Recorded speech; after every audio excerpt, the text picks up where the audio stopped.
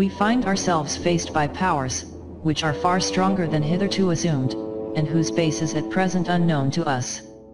More I cannot say at present. We are now engaged in entering into closer contact with those powers, and within 6 or 9 months' time, it may be possible to speak with more precision on the matter. Said by Werner von Braun. From Above Top Secret by Timothy Good, William Morrow and Company, Inc. 1988. Those who know anything at all about how Hitler rose to power have heard about occult secret societies, because they influenced the political climate in Germany behind the scenes, and were the forces that helped bringing the Führer to power. One of them was the Vril Society. During World War II, the Germans yearned for any advantage over their opponents. Whether it was technology, intelligence, or strength, they wanted to be the best of the best. When Maria Orsic, a young German nationalist, came forward to share her remarkable gifts, the Nazis were delighted.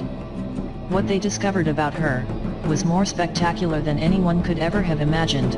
Maria could communicate with extraterrestrials.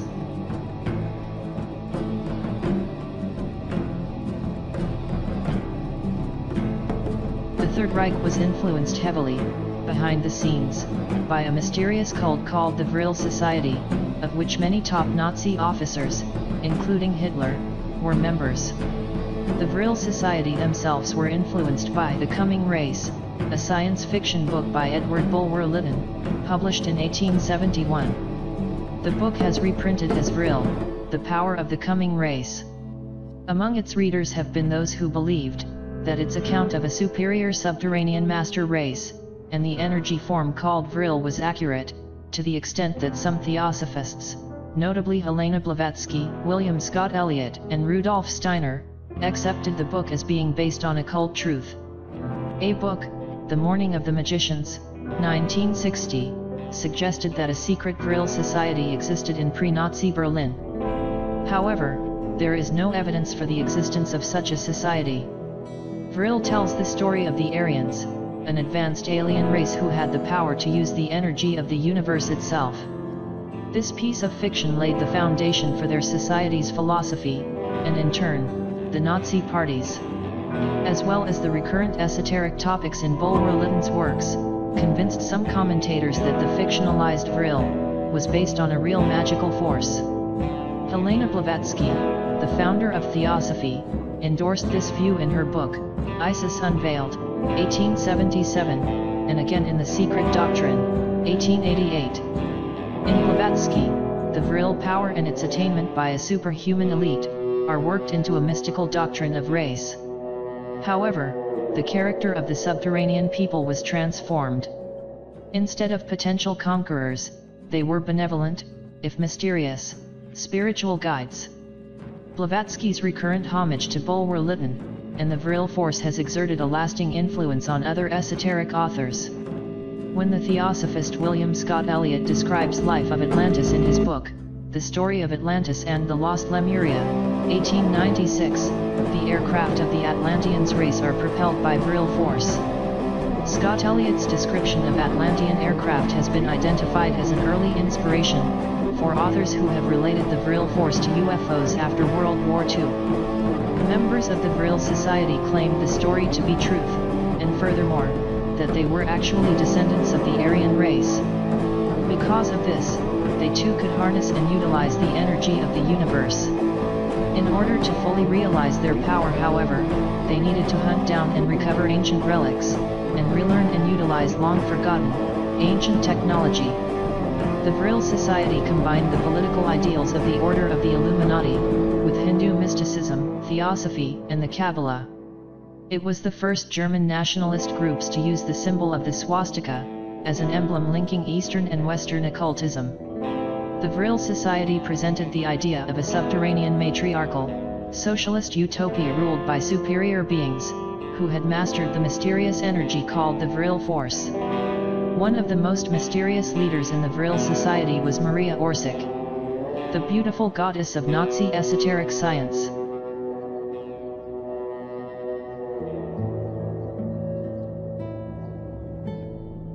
Maria Orsitsk, also known as Maria Orsic, was a famous medium who later became the leader of the Vril Society. She was born on October 31, 1895 in Zagreb. Her father was a Croatian, and her mother was a German from Vienna. Tomislav Ori, Maria's father, was born in a house nearby St. Stephen's Cathedral in Zagreb, Croatia, Kuk Austro-Hungarian Empire.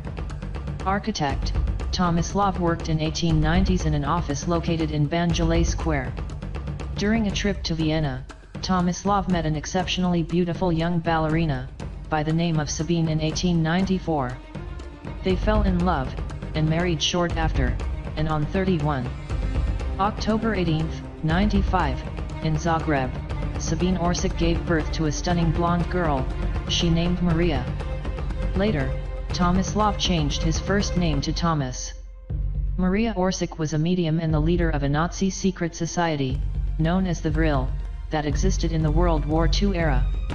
The Vril Society was established after Orsic received communication from extraterrestrials, who had once lived in what is now Sumeria. These beings eventually departed Earth, for the Aldebaran solar system. The Vril named themselves after the ancient Sumerian word Vriel, meaning godlike. The Vril members were attractive young women, who grew their hair all the way down past their hips, which was uncharacteristic of the times. The logic for growing their hair to such an extravagant length centered around their belief that human hair acts as an antenna to make contact with extraterrestrials. They believed that they could use their telepathic abilities to communicate with these otherworldly beings and give the Nazis some sort of advantage over their opponents. The Vril Society was led by Maria Orsic of Zagreb, who have received communication from Aryan aliens living on Alpha Centauri in the Aldebaran system. This solar system exists in the constellation of Taurus, which is 68 light-years away from Earth. For comparison, Alpha Centauri, the solar system closest to ours, is 4.35 light-years away from the Earth. Allegedly, these aliens had visited Earth and settled in Sumeria, and the word Vril was formed from the ancient Sumerian word Vri, like God or godlike. A second medium was known only as Sigrun, a name etymologically related to Sigrun, a Valkyrie, and one of Wotan's 9 daughters in Norse legend. After making contact with the extraterrestrials, Maria Orsic transcribed the information in 2 different scripts. The first was a secret German Templar language that she did not personally understand. The second was an ancient language that historians commonly link to the German occult group, known as the Thuli. Most of these scholars are in agreement that this language stems from ancient Sumeria, where the extraterrestrials once thrived. Once the transcriptions were translated into German, the Vril were shocked. The ancient race had given Orsic extremely detailed instructions for constructing a flying saucer. Researchers believe that the information channeled by Orsic led to Nazi Germany's creation of futuristic flying saucers. Some historians point to the alleged Nazi use of so-called Foo Fighters, or unidentified flying objects, during World War II as evidence of the country's superior aircraft technology. These flying vessels were sphere-shaped, and glowed with an intense light, and some believed they were capable of scrambling their enemies' communication.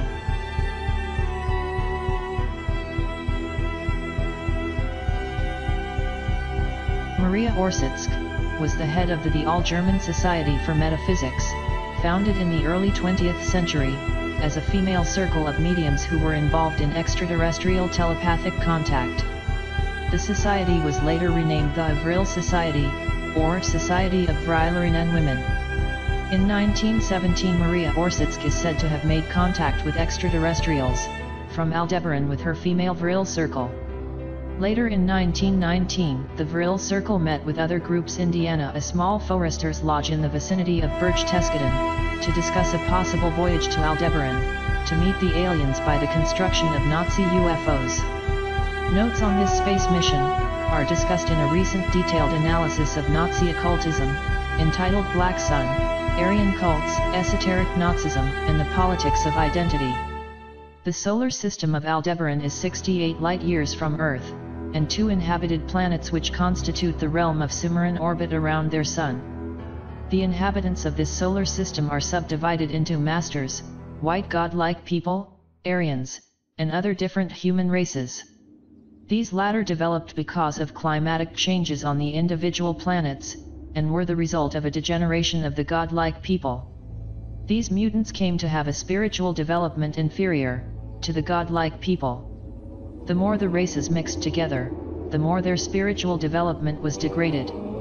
Consequently, when the sun, Aldebaran, began to expand, they were no longer able to make interplanetary voyages. Like their ancestors, it had become impossible for them to leave their planets. Thus the inferior races, totally dependent on the masters, came to be evacuated in spaceships and taken to other habitable planets.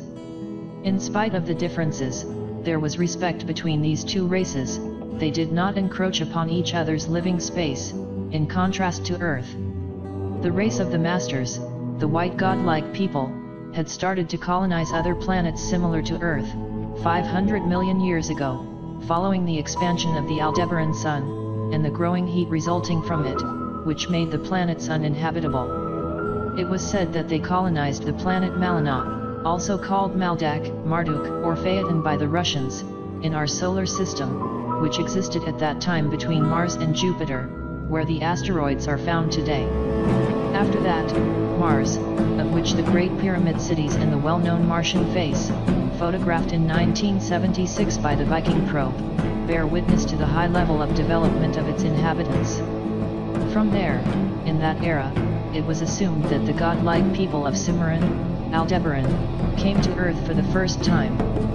Old traces of a petrified shoe about 500 million years old, with the trilobite petrified together, with the sole of that shoe, bear witness to it. That primitive fish lived on Earth then, and disappeared 400 million years ago. The Vril Society members thought that the Aldebaranians landed later on, when the Earth became slowly habitable, in Mesopotamia, and that they formed the dominant caste of the Sumerians. These Aldebaranians were called white god people.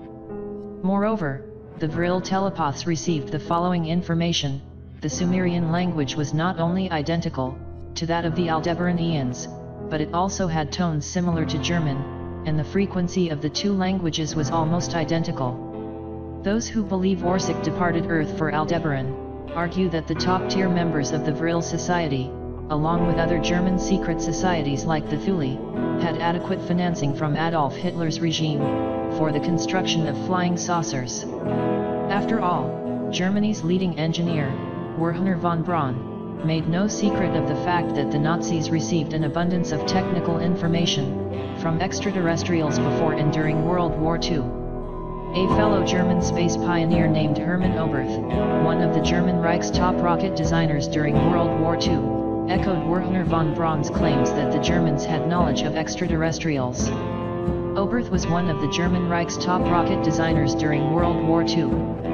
Though he moved on to work for the United States space programs, pushed to send men into outer space, Oberth is best remembered for his statements linking the Nazis to extraterrestrials. According to Oberth, the Nazis could not take credit for their advancement in an array of scientific fields. Like von Braun, Oberth claimed, the Nazis received extensive assistance from a superintelligent, alien life form. Oberth referred to these Vril aliens as people of other worlds. If one takes Oberth and von Braun at their word, it becomes clear that the Nazi government obtained significant military assistance from highly advanced aliens. Many conspiracy theorists believe Maria Orsic's channeling served as the initial point of connection between Germans and these uber-intelligent extraterrestrials. If theorists are correct, Hitler and his henchmen relied on Orsic's detailed channelings to create an array of flying saucers and other high-tech weapons for use in the war. These theorists also believe the Nazis funded millions of dollars to a top-secret program dedicated to mastering flight with flying saucers and other UFO-like aircraft. Researchers believe that the information channeled by Orsic led to Nazi Germany's creation of futuristic flying saucers. Some historians point to the alleged Nazi use of so-called Foo Fighters, or unidentified flying objects, during World War II as evidence of the country's superior aircraft technology. These flying vessels were sphere-shaped, and glowed with an intense light, and some believed they were capable of scrambling their enemies' communication. In 1945, Maria Orsitsk and the Vril Circle mysteriously disappeared. This has led to some writers, conspiracy theorists, and Nazi mystics, to believing Maria Orsitsk escaped to Aldebaran. After all this, the Vril Society suddenly disappeared without a trace. Their bodies were never be found. While no one can be sure exactly where they went, a final letter from Orsik to the Vril members stated "Niemand bleibt hier," or "No one is staying here." It's possible that the Vril used Orsik's channeled instructions to build a spacecraft, and leave the planet.